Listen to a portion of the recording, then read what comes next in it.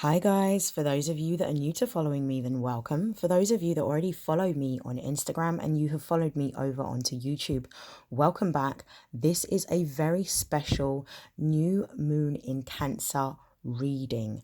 Now, at the time that I'm recording this, it is the 21st of July 2020, and we experienced the Cancer new moon as of the 20th of July 2020. So I will be going deep into not only looking at some of the astrological aspects, but I will also be conducting a reading using Oracle and using the tarot decks, which I will shortly be showing you. Please note that the energies are interchangeable. They are not gender specific. Please take what resonates and discard the rest.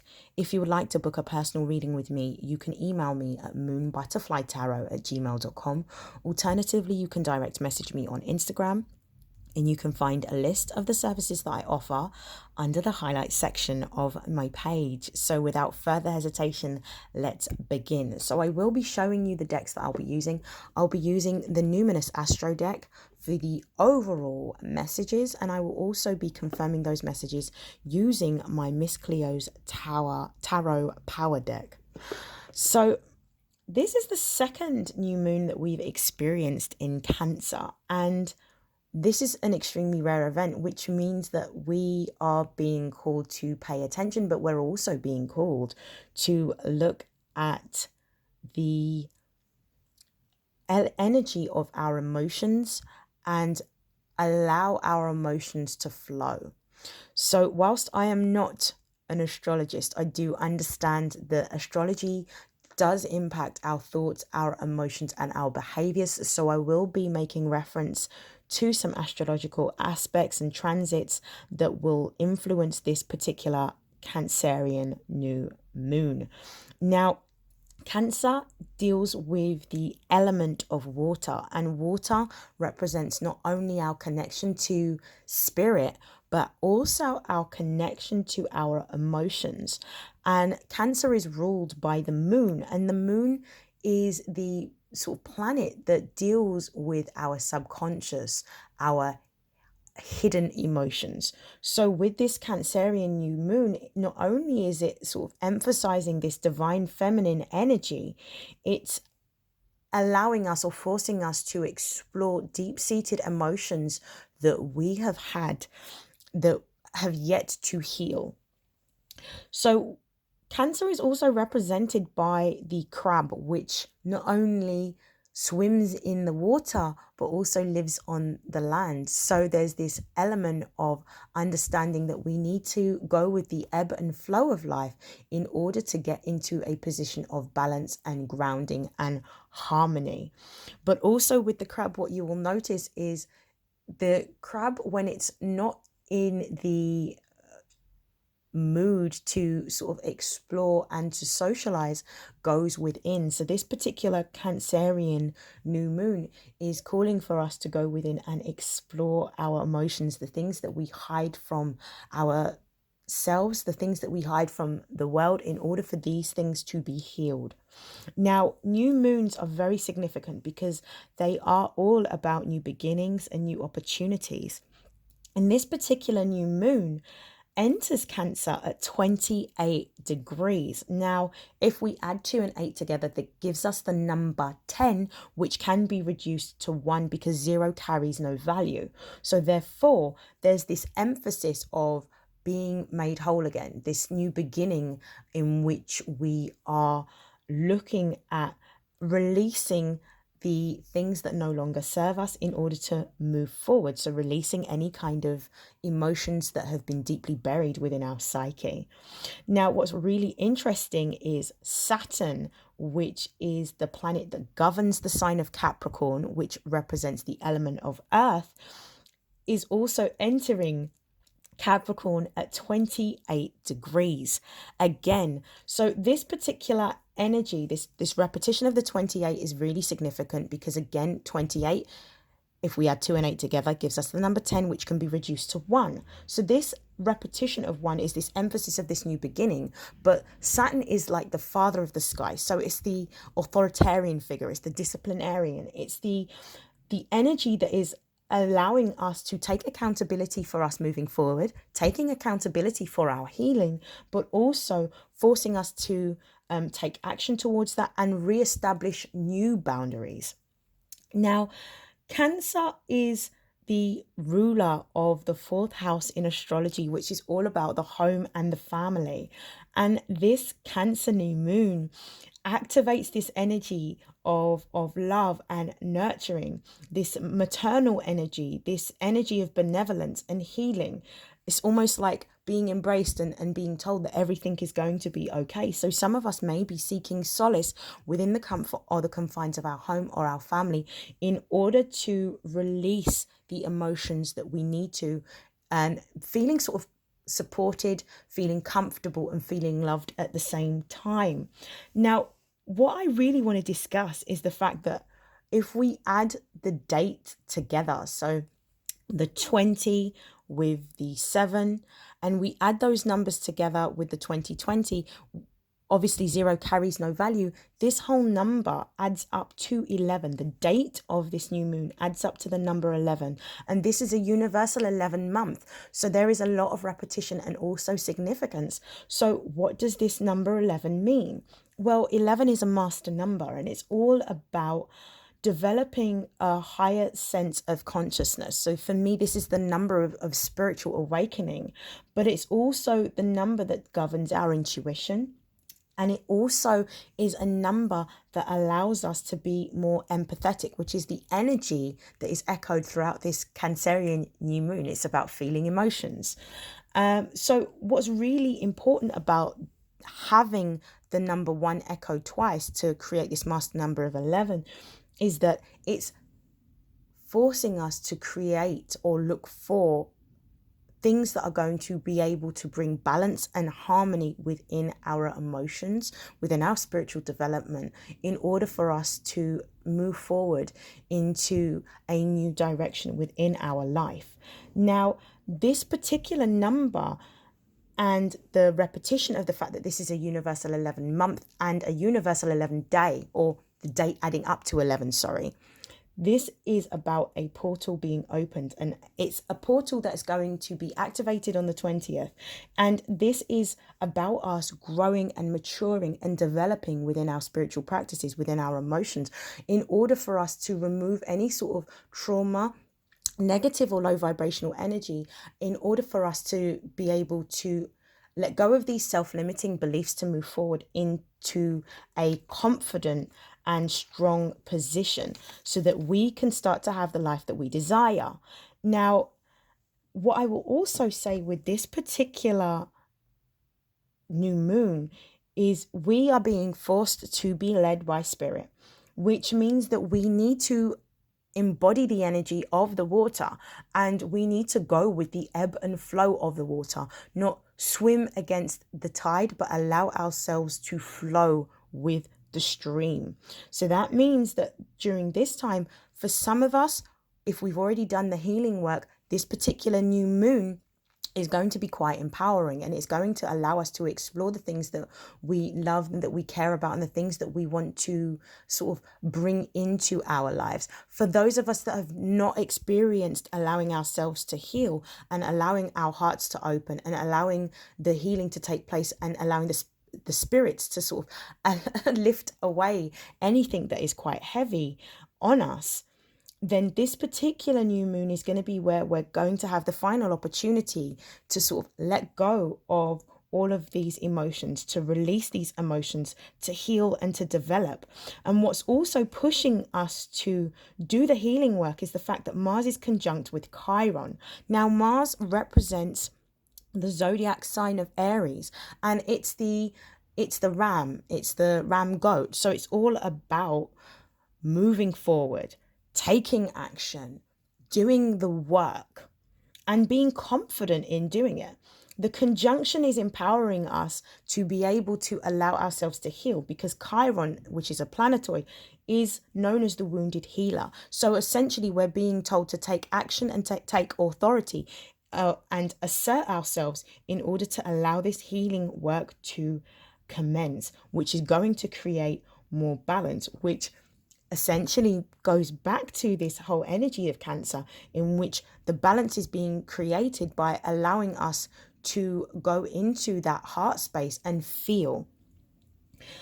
Another important astrological transit that's affecting this particular new moon is the fact that Venus is also sextile the conjunction between Mars and Chiron. So this is all about the fact that Venus, which is the ruling planet of not only Taurus but Libra, represents creating balance, represents creating harmony from the sort of Libran perspective, but it's also the planet that is about love and about beauty and about health and about money. So this is all about this loving energy, this energy of benevolence that is empowering us to heal and letting us know that it's okay. And this particular astrological transit is going to mean that we're going to be focusing on doing more of the things that we love, and potentially being more sociable whilst doing the things that we love. For those of us that it applies to, that's already done the healing work, this is what this particular astrological transit is going to be pushing towards us. So I am so excited to do this reading for you. I am going to be pulling first from the Numinous Astro deck. I'm going to be looking at using this deck for the overall energies, and then I'll be confirming using my Miss Cleo's tarot deck. So let's see what messages Spirit has for us regarding this new moon in Cancer.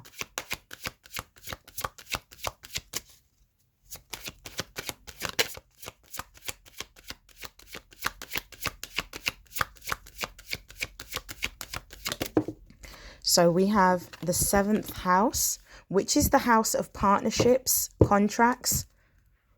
7 also being the number related to the crown chakra. So that's about our intuition and our higher consciousness. We've got the 1st house, which is all about the self. This is about our identity, our ego, our confidence, our self-esteem, our perception of the world and our goals that we want to achieve. But number 1 representing new beginnings.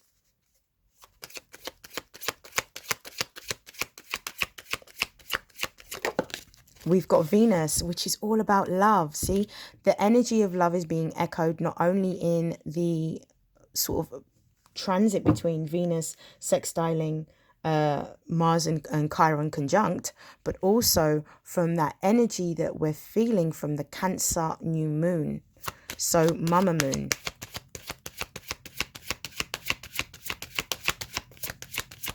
The Divine Feminine. And finally, we have Conjunction, which is empowerment. Perfect. Bottom of the deck energy, which is Virgo, which is the alchemist on this card. So this Virgonian energy is all about sort of looking at what gives us the most amount of grounding, the things that gives us the most amount of success. So this whole energy is about bringing harmony and balance in, allowing us to feel and work through any deep-seated emotions in order for them to be healed and released. Beautiful. So this is talking about having an approach and taking action towards what it is that we want. Beautiful. So I am going to be looking at these in a lot more depth. So we may be at this particular time during this new moon looking at the nature of our relationships, both within our family, but with also romantic relationships. So as we can see, it says partners, companionship, best friend, marriage, relationships, opposition, equilibrium, sharing, communion, justice, balance, and social awareness. So notice how we've got equilibrium and balance that has been expressed in this particular 7th house card. So this whole energy that we're feeling from this Cancer new moon is about creating balance and bringing harmony into our lives by allowing ourselves to release emotions that we have that are repressed, allowing ourselves to feel through those emotions, but also allowing ourselves to, from going within and healing and taking that sort of energy of love and nurturing from the moon, and allowing this to create a new a new improved version of ourselves, essentially, so that we are growing and developing within our emotions and also within our spirituality. 7 being the number relating to our intuition. Our intuition is also not only governed by the planet Neptune, but also governed by the moon itself, because it represents our subconscious mind, the things that are hidden, the things that are unseen. So also, we're just being told that by listening to our intuition and following our intuition, we're going to be able to recreate that balance and that equilibrium that we are desiring at this time. Now, the first house card, the one of self, it's about a new beginning. It's about doing things slightly differently. So we're looking at the ways in which we can make the improvements by allowing ourselves to feel and allowing ourselves to express how we're feeling, because it is extremely important to release that what no longer serves you. And this is what is happening at the moment. This is a very empowering new moon for those of us that have already done the healing work, but for those of us that have yet to do the healing work, this is about allowing ourselves to heal by expressing how we feel and the emotions that are usually hidden, which is represented by the moon.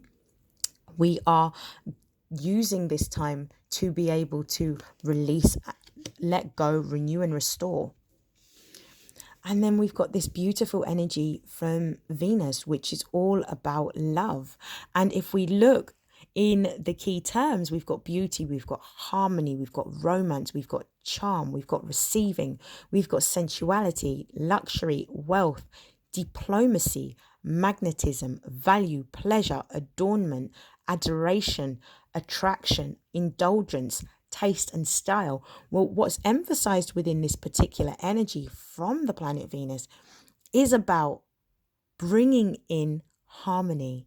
Yeah. Notice how we have the repetition of bringing in harmony and bringing in balance and equilibrium. This is what this particular new moon is doing, because it's activating the energy of the divine feminine. Not once, but twice. This being the second time. Now, we've got the card of the conjunction here, which is all about empowerment. So it's about moving forward and feeling confident in taking action towards healing, or taking action towards bringing in the things that we cherish, value, and love the most, in order to feel more confident and to feel more happy and to feel more jubilant within our lives and within ourselves. So this particular conjunction is definitely emphasizing the energy of Venus, which is sextiling the conjunction between Mars and Chiron, which is all about understanding that we have to take action towards the healing, but knowing that there's this loving, benevolent energy that's supporting us in working through our healing process. So I am going to be pulling some tarot cards to confirm. So do bear with me. We're going to start off with the 7th house. Why is the 7th house card here, please?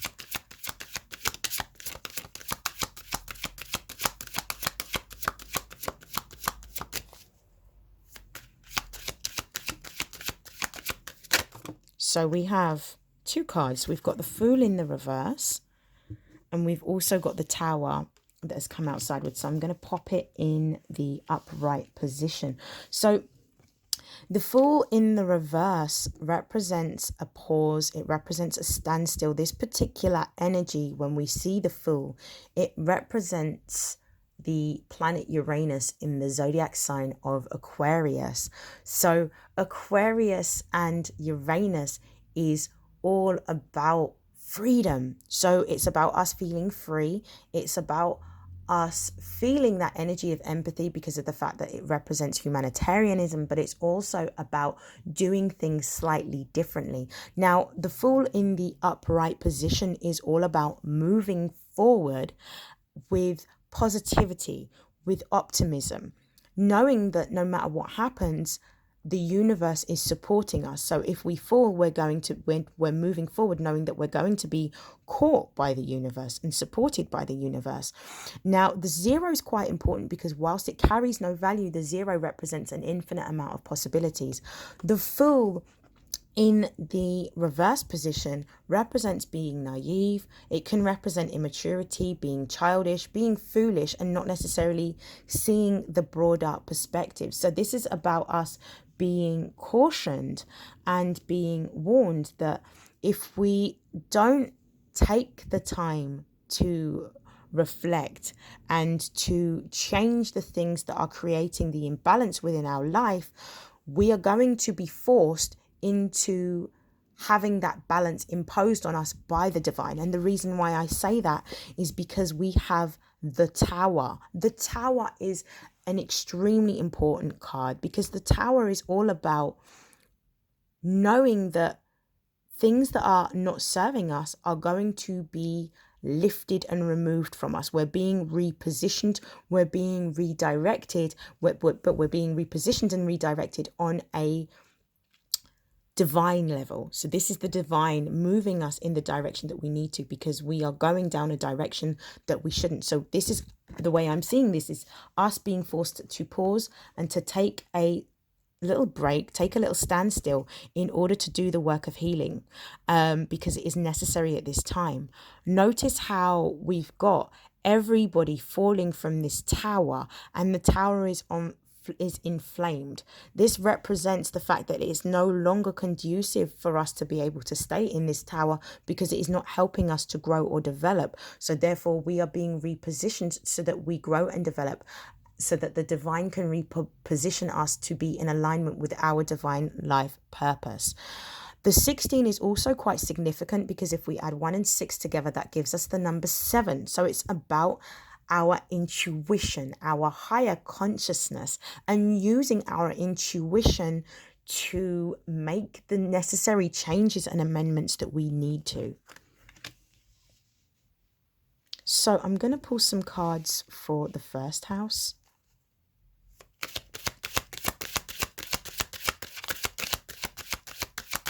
Why is the first house here?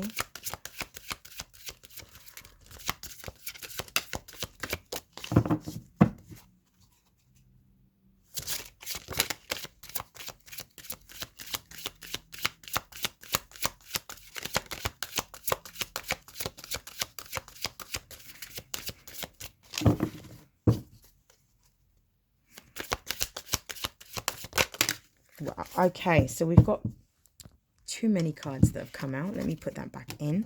I will take the Page of Swords. Where's the Page of Swords here, please? Okay, so we have the Hierophant. Yes, and it's in the reverse position. So we're going to talk about that. Bottom of the deck energy is the Two of Cups. Twos representing choices, representing decisions.